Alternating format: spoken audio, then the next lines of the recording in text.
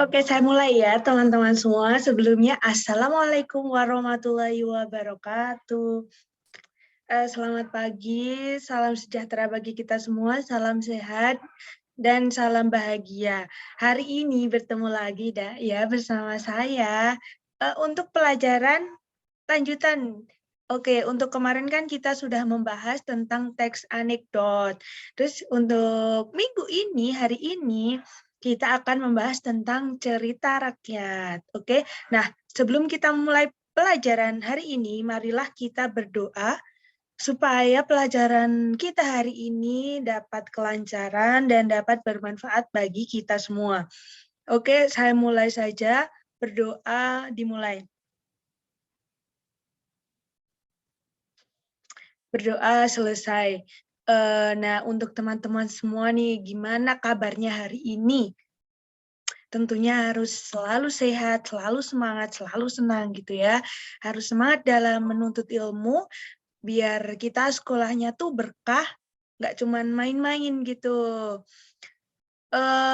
Apa hari ini ada yang nggak masuk, teman-teman? Tapi dilihat dari partisipan, kayaknya masuk semua ya. Gimana ketua kelas, masuk semua? Oke, masuk semua ya. Udah siap kan ini mau pelajaran? Langsung dimulai aja ya. Cerita rakyat. Cerita rakyat, yuk mulai. Bismillahirrahmanirrahim, mari kita mulai. Apa itu cerita rakyat?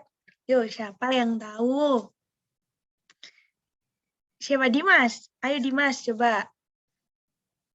Coba, apa itu cerita rakyat menurut kamu? Menurut kamu dulu gitu. Oke. Oke, bagus. Apa itu cerita rakyat ya? Cerita rakyat merupakan cerita yang berasal dari masyarakat yang berkembang dalam masyarakat pada masa lampau.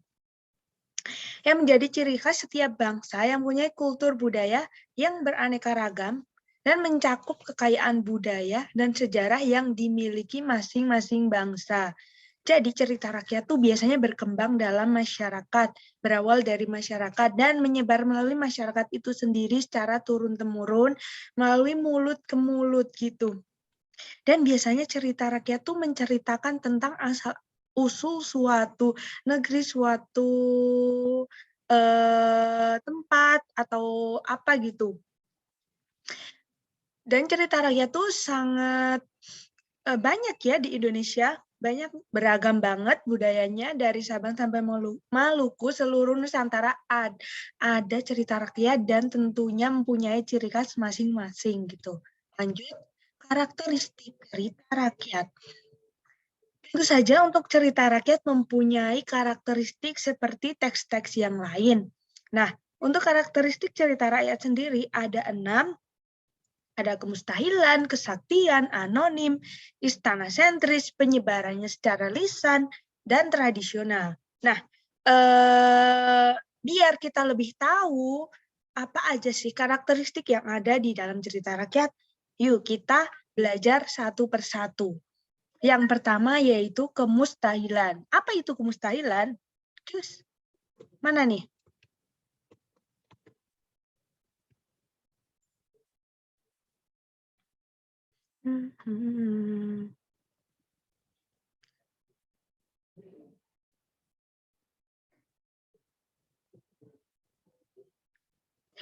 Oke, kemustahilan. Teman-teman kan pernah baca cerita rakyat ya? Pernah juga kan? Nah, ceritanya tuh biasanya mustahil, tidak bisa dibuktikan secara ilmiah, tidak bisa dipikir secara logika, jadi banyak hal-hal yang mustahil dilakukan pada manusia biasanya gitu. Yang kedua, kesaktian. Nah, pasti kalian kan pernah tuh baca cerita rakyat yang isinya tuh banyak orang-orang sakti. Itu juga termasuk dalam kemustahilan juga. Kan orang sakti mungkin pada zaman sekarang mungkin kayak dukun gitu ya, itu juga agak mustahil. Terus ada yang ketiga anonim. Anonim biasanya tuh ceritanya berkembang tanpa ada penulis yang jelas gitu. Jadi pengarangnya yang jelas anonim gitu. Yang keempat ada istana sentris. Istana sentris itu latarnya biasanya banyak istana-istana yang masih ada dalam cerita gitu. Terus penyebarannya secara lisan seperti tadi yang sudah dijelaskan dalam pengertiannya, cerita rakyat biasanya disebarkan secara lisan turun temurun melalui mulut ke mulut gitu. Jadi jarang ada yang menemukan cerita rakyat tuh tertulis secara terperinci kayak cerita-cerita zaman sekarang gitu. Nah, untuk yang terakhir tradisional. Cerita rakyat umumnya sangat tradisional dan mungkin untuk yang zaman-zaman sekarang ini udah ada yang modern, itu udah dimodifikasi dari cerita rakyat yang asli yang sangat tradisional gitu. Lanjut, ada nilai-nilai dalam cerita rakyat. Kayak nilai-nilainya tuh sama kayak cerpen, sama kayak novel gitu. Ada nilai budaya, nilai moral, agama, pendidikan, estetika, dan sosial. Terus bisa kita ulas satu-satu nilai budaya itu apa gitu. Nah, nilai budaya, nilai yang diambil dari budaya yang berkembang secara turun-menurun di masyarakat. Seperti tadi yang udah dijelaskan ya, cerita rakyat itu biasanya menyebar secara turun-temurun. Gitu.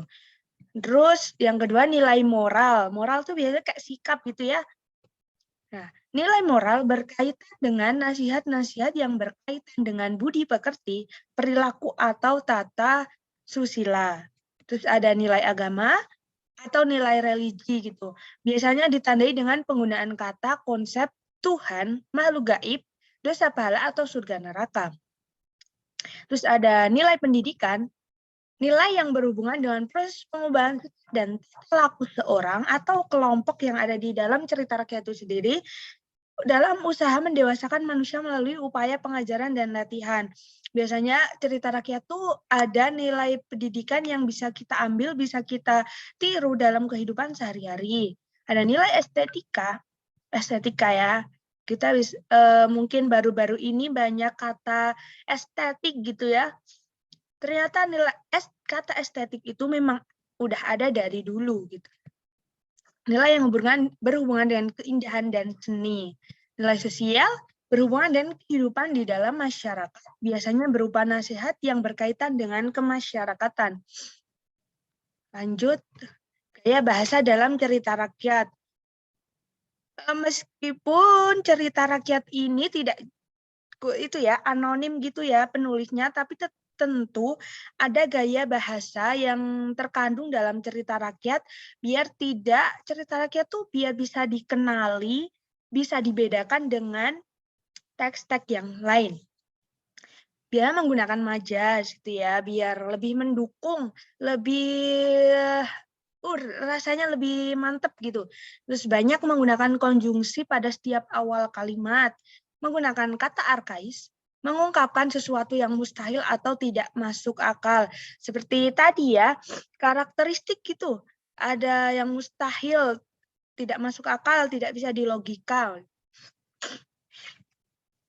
Unsur intrinsik cerita rakyat. Unsurnya yang sama kayak cerita-cerita lain. Yang pertama ada tema. Tema merupakan inti persoalan yang menjadi dasar dalam sebuah cerita. Tema pada cerita rakyat akan dikaitkan dengan pengalaman kehidupan. Biasanya tema cerita rakyat mengandung elemen alam, kejadian sejarah, kesaktian, dewa, misteri, hewan, dan lain-lain gitu. Terus ada latar atau setting. Latar atau setting itu biasanya mengandung tempat, waktu, suasana gitu. Nah, dia kan latar adalah informasi mengenai waktu, suasana, dan juga lokasi di mana cerita rakyat itu berlangsung. Latar dibagi menjadi beberapa, yaitu latar lokasi atau tempat, latar waktu, latar suasana. Terkadang dalam cerita rakyat tuh latar atau settingnya itu bisa tersurat atau tersirat. Jadi tergantung si pembuat karya cerita rakyat itu sendiri. Nah, unsur intrinsik cerita rakyat yang ketiga ada tokoh. Tokoh itu merupakan pemeran dalam sebuah cerita rakyat. Tokoh pada cerita rakyat dapat berupa hewan, tumbuhan, manusia, para dewa, dan lain-lain. Menurut sifatnya, penokohan dibagi tiga, yaitu ada tokoh utama, protagonis, atau antagonis. Protagonis itu apa? Iya, betul, yang baik. Terus antagonis sebaliknya yang jahat gitu. Terus ada tokoh lawan, protagonis dan antagonis juga. Dan yang ketiga ada tokoh pendamping atau tirtagonis. Biasanya juga bisa disebut tokoh figuran. Nah, ada alur merupakan runtutan kejadian pada sebuah cerita rakyat. Secara umum alur dibagi ya menjadi tiga, yaitu alur maju, alur mundur, alur campuran gitu. Mungkin sama kayak unsur dari teks yang lain gitu. Ada alur maju, alur mundur, alur campuran. Kalau alur maju biasanya kita membicarakan tentang masa depan gitu biasanya ya. Terus alur mundur itu flashback kembali ke masa lalu. Terus ada alur campuran juga. Yang selanjutnya ada sudut pandang. Sudut pandang merupakan bagaimana cara penulis menempatkan dirinya dalam sebuah cerita, atau dengan kata lain dari sudut mana penulis memandang cerita tersebut. Sudut pandang dibagi menjadi beberapa, yaitu ada sudut pandang orang pertama. Penulis berperan sebagai orang pertama yang bisa menjadi tokoh utama maupun tokoh tambahan pada cerita. Mungkin untuk contohnya, kalau sudut pandang orang pertama itu di dalamnya dia menggunakan kata ganti aku gitu. Saya. Terus untuk yang kedua, sudut pandang orang ketiga, penulis berada di luar cerita serta tidak terlibat secara langsung pada cerita. Penulis menjelaskan para tokoh di dalam cerita dengan menyebut nama tokoh atau kata orang ketiga, yaitu dia, mereka, kalian. Nah, selanjutnya amanat atau pesan moral yang bisa diambil dari sebuah cerita rakyat. Amanat merupakan nilai yang terkandung dalam cerita dan ingin disampaikan agar pembaca mendapatkan pelajaran dari cerita tersebut. Sebagian banyak cerita rakyat tuh pasti ada amanat atau pesan moral yang bisa disampaikan, bisa menjadi pelajaran bagi kita si pembaca gitu. Terus ada majas. Majas merupakan gaya bahasa yang digunakan dalam cerita tersebut. Majas kan ada banyak gitu ya, ada majas hiperbola, personifikasi, metafora. Biasanya cerita rakyat tuh mengandung banyak majas, ya seperti tadi yang saya katakan, biar lebih terasa gitu. Bentar. Kita lanjut. Ada beberapa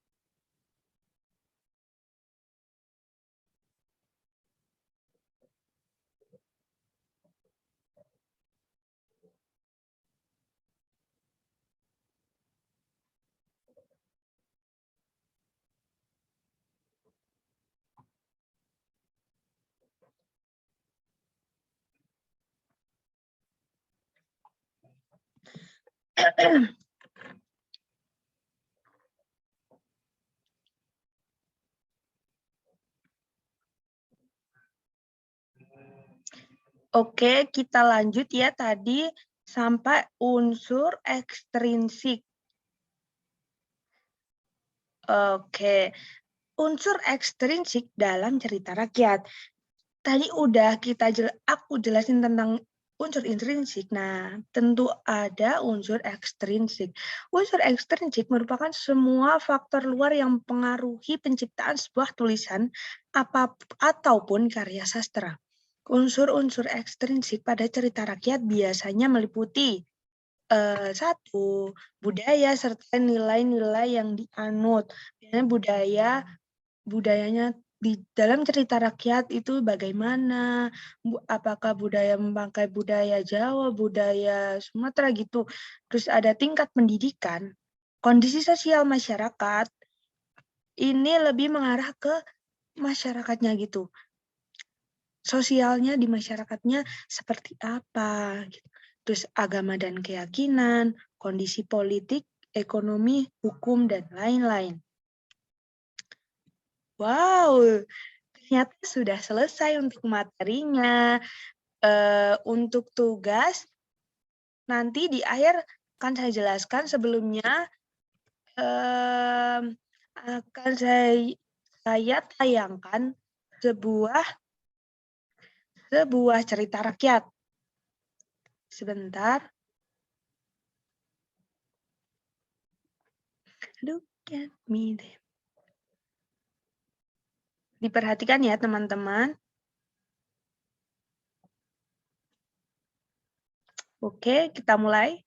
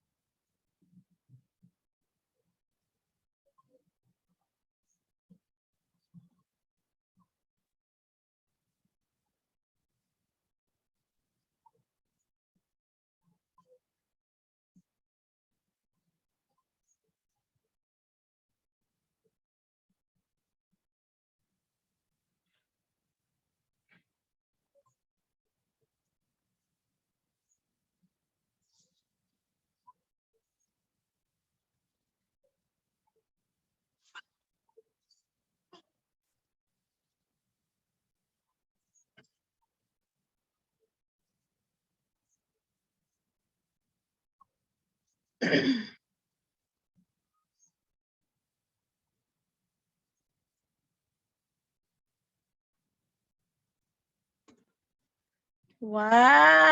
ceritanya seru banget teman-teman. Pasti kalian udah nggak asing lagi ya sama cerita rakyat Roro Jonggrang ini. Di dalam cerita rakyat yang baru saja aku tampilkan ini mengandung karakteristik yang tadi aku jelasin ya teman-teman, kayak kesaktian, kemustahilan, istana sentris, terus juga banyak menggunakan majas juga, terus Kak yang nggak masuk akal gitu ya, kita bangun candi dibantuin jin gitu. Di dalamnya juga banyak sekali nilai-nilai yang dapat diambil, terus unsur intrinsiknya juga ada. Ini pokoknya ceritanya sangat seru, sangat banyak pelajaran yang bisa diambil dari cerita tersebut. Nah, dari teman-teman nih sebelum kasih ada penugasan, apakah ada pertanyaan atau tanggapan gitu atau pengalaman gitu, pernah lomba cerita rakyat atau apa gitu, sangat dipersilahkan untuk teman-teman bisa diskusi, bisa bercerita, bisa bertanya, bisa menanggapi juga. Terus bagaimana cerita barusan yang Roro Jonggrang menurut kalian gitu.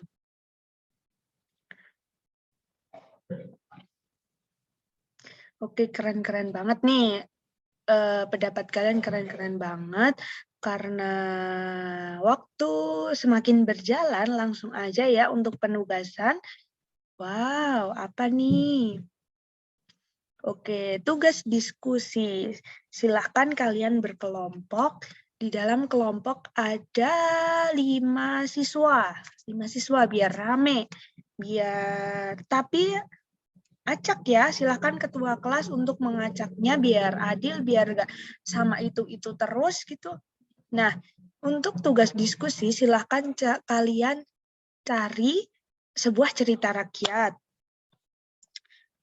Sebuah cerita rakyat gitu. Judul cerita rakyat. Nilai-nilai ya. Terus bisa kalian identifikasi nilai-nilai yang terkandung dalam cerita rakyat. Ada nilai budaya, nilai moral, nilai agama, nilai pendidikan, nilai estetika, nilai sosial gitu. Ini kayaknya salah ya. Kutipan dalam cerita rakyat nanti bisa dimasukkan di sini.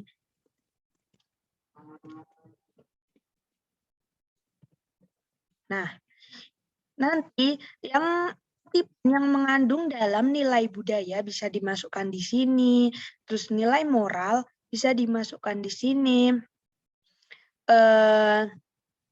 Nanti boleh atas tabel diberi nama kelompok berapa gitu, terus nama anggota kelompok sama judul dari cerita rakyat tersebut gitu. Nah, bisa dicari ya di internet boleh, di buku boleh, di buku bahasa Indonesia LKS boleh.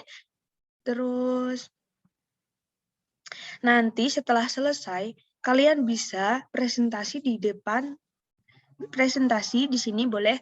Terus teman yang lain bisa menanggapi, bertanya, atau memberi saran seperti itu.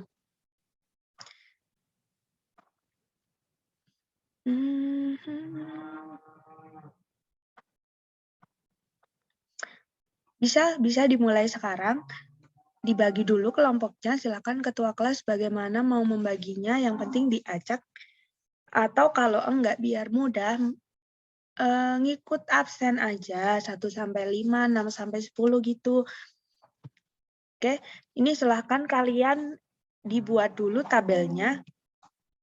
Nanti bisa dikerjakan langsung diskusi, cari cerita rakyat yang menurut kalian menarik untuk dibahas. Terus bisa diambil nilai-nilai yang terkandung dalam cerita rakyat tersebut. Ya, bisa.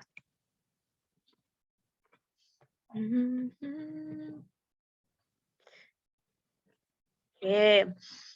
Untuk tugas tersebut, karena ini waktu sudah mepet banget, bisa kalian kerjakan di rumah secara berkelompok ya. Untuk minggu depan kita lanjut untuk presentasi, diskusi, dan sebagainya. Silakan kerjakan semaksimal mungkin, sekreatif mungkin, sebagus mungkin ceritanya juga cari yang menurut sesuai dengan kemauan kalian. Ini bebas, kalian mau cerita rakyat, mau yang fabel, yang hewan-hewan, mau yang cerita rakyat suatu daerah, bebas, sangat bebas. Silahkan tuangkan ide pikiran kalian. Nah, untuk pertemuan kali ini saya akhiri. Semoga cerita rakyat ini, intinya cerita rakyat tuh berkembang dalam masyarakat gitu ya. Mungkin di desa kalian dulu ada cerita rakyat, tapi karena zaman sekarang jarang ada yang menurunkan cerita itu ke generasi yang selanjutnya. Jadi mungkin agak tenggelam gitu sama cerita-cerita modern sekarang. Nah, dari kalian tetap semangat, tetap ceria. Mohon maaf jika dalam menyampaikan materi masih kurang jelas atau ada salah kata. Mohon dimaafkan. Sebelum kita akhiri pelajaran pada hari ini, marilah kita berdoa menurut kepercayaan masing-masing. Berdoa dipersilahkan. Berdoa selesai. Terima kasih atas apresiasi kalian. Terima kasih atas waktunya udah mau mengikuti pelajaran pada pagi hari ini. Terima kasih pokoknya. Saya akhiri. Wassalamualaikum warahmatullahi wabarakatuh.